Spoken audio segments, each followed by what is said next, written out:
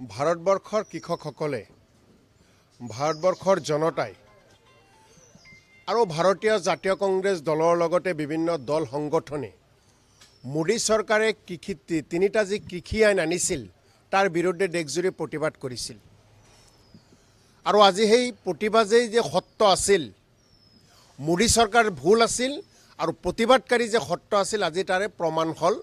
আৰু এই প্ৰমাণ হোৱাৰ লগে লগে মোদী চৰকাৰৰ প্ৰতি আমাৰ আহ্বান কেৱল কৃষি আইন বাতিল কৰিলেই নহ'ব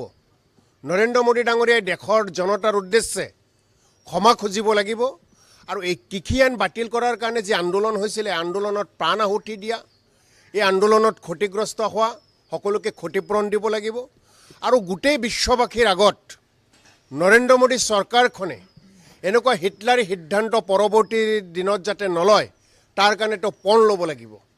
আজি দেশৰ জনতাৰ জয় হৈছে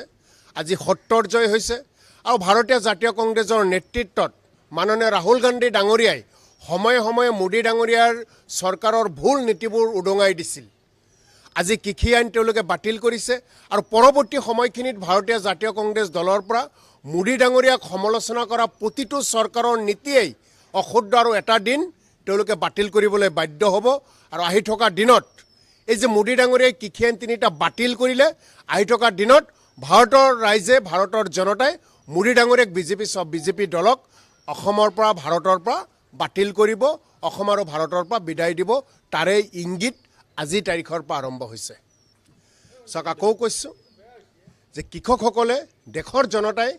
কৃষি আইনৰ বিৰুদ্ধে যেতিয়া আন্দোলন কৰিছিল তেওঁলোকৰ উদ্দেশ্যে বিভিন্ন ধৰণৰ গালি গালাজ পাৰিছিল তেওঁলোকক উদ্দেশ্যে বিভিন্ন ধৰণৰ ভুল ধৰে তেওঁলোকক পৰিচালিত কৰিবলৈ কূট কৌশল ৰচনা কৰিছিল কিন্তু আজি বাধ্য হ'ল আজি সেই প্ৰতিবাদী কৃষকসকলৰ ওচৰত সেও মানিলে চৰকাৰখনে ঠিক তেনেকৈ এইখন অসমৰ মাটিত কাৰ বিৰুদ্ধে যিটো প্ৰতিবাদ এই কাৰ বিৰুদ্ধেও প্ৰতিবাদ আজিৰ তাৰিখত সত্যতা আছে আৰু আহি থকা দিনত নিশ্চিতভাৱে এই কা অসমৰ মাটিৰ পৰা বিজেপি চৰকাৰে বিজেপি দলে বাতিল কৰিব লাগিব নহ'লে পৰৱৰ্তী সময়খিনিত বেলেগ দল বেলেগ চৰকাৰে বাতিল কৰিব গতিকে আজি অসমৰ ৰাইজে অন্ততঃ সুখ পাইছে যে কৃষি আইন বাতিল কৰিছে মোদী চৰকাৰে বিজেপি দলে আৰু আহি থকা দিনত এই কাও বাতিল কৰিব লাগিব কাও বাতিল কৰাটো বাধ্যতামূলক নহ'লে আহি থকা দিনত বিজেপিৰ কিন্তু সুখৰ পৰিস্থিতি অসমৰ মাটিত নাথাকে চাওক শাসকীয় পক্ষ বা বিজেপি দলৰ যিসকল নেতা পালি নেতা তেওঁলোকে হৈছে RSSৰ পুতলা নৰেন্দ্ৰ মোদী অমিত শ্বাহৰ হাতৰ পুতলা নৰেন্দ্ৰ মোদী অমিত শ্বাহ ডাঙৰীয়া আৰু RSSে যি ধৰণে নাচিব দিছিল আমাৰ অসমৰ বিজেপিৰ নেতাসকলে সেই ধৰণে নাচি আছিল আৰু আমি যেতিয়া কৃষি আইনৰ বিৰোধিতা কৰিছিলোঁ তেওঁলোকে সপক্ষে যুক্তি দিছিল গতিকে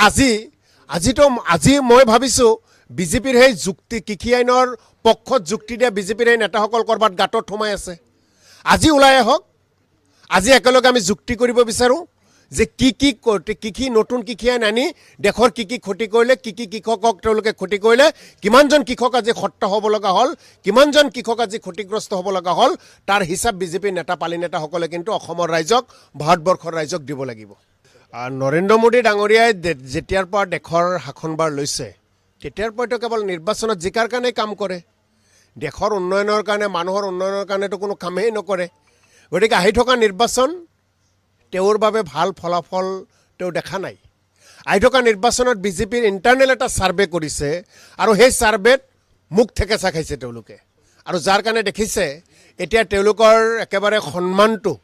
তেওঁলোকৰ নাক কাটি হ'লেও সতিনীৰ যাত্ৰা ভংগ বুলি যিটো কথা আছে সেই তেনেকুৱা কামবোৰ তেওঁলোকে কৰা আৰম্ভ কৰিছে কিন্তু ভাল পাইছোঁ যে কৃষি আইন অৱশেষত যেনেকৈ ব্ৰিটিছসকলে ভাৰত ত্যাগ কৰিছিল যেনেকৈ ব্ৰিটিছসকলে ভাৰতবৰ্ষীক স্বাধীনতা দিছিল ঠিক তেনেকৈ ন্যায়ৰ কাৰণে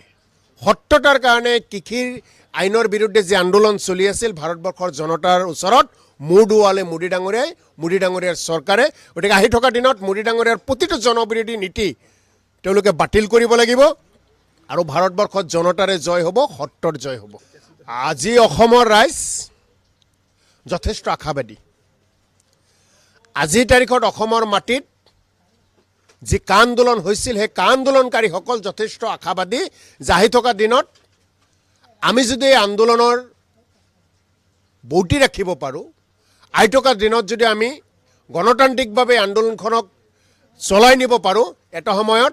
অসমৰ পৰা কা বাতিল কৰিবলৈ বাধ্য হ'ব বিজেপি চৰকাৰে গতিকে অসমৰ ৰাইজ একত্ৰিত হ'ব লাগে অসমৰ মাটিত আমি গণতান্ত্ৰিক আন্দোলন গঢ়ি তুলিব লাগে আৰু মোদী চৰকাৰৰ বিজেপি দলৰ যি ভুল সিদ্ধান্ত